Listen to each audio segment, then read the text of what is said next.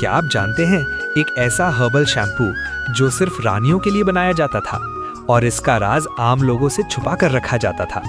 चलिए देखते हैं इसका रॉयल प्रोसेस।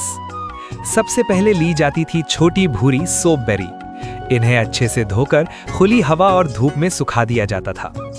तब तक जंगल के अंदर से एक ऊंचे पेड़ की ताजी हरा भरा साइप्रस की पत्तियां काटी जाती थी, बिल्कुल फ्रेश फ्रीग्रेंस। इन पत्तों को संभालकर टोकरी में भरा जाता और पहाड़ से नीचे लाया जाता। फिर ये भी धूप में सूखती थीं। सिर्फ यही नहीं, टोटल 17 अलग अलग जड़ी बूटियां सब नेचुरल सनलाइट में सुखाई जाती थी। नेचर ही इनका ड्रायर था।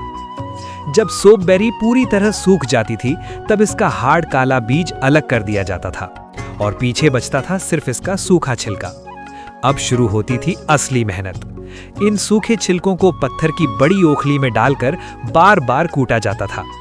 जिम की जरूरत ही नहीं थी उस जमाने में।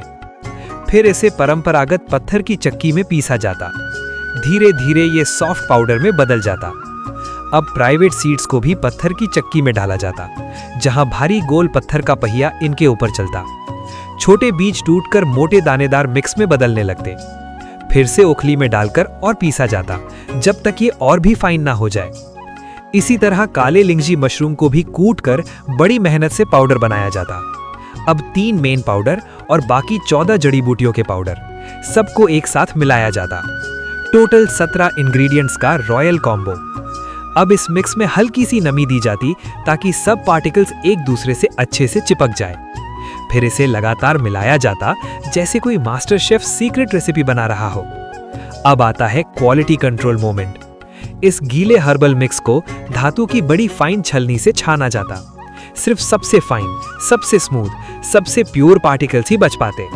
बिल्कुल रानियों वाला स्टैंडर्ड। और फाइनली इस रेडी हर्बल शैम्पू पाउडर को 3 दिन तक धूप में सुखाया जाता। 3 दिन बाद तैयार होता था रॉयल हर्बल शैम्पू। ना केमिकल, ना फैक्ट्री, ना प्लास्टिक बॉटल, सिर्फ जंगल की खुशबू, पत्थर की मेहनत और 17 जड़ी बूटियों का जादू। सच में पुराने जमाने की ब्यूटी केयर बिल्कुल नेक्स्ट लेवल थी।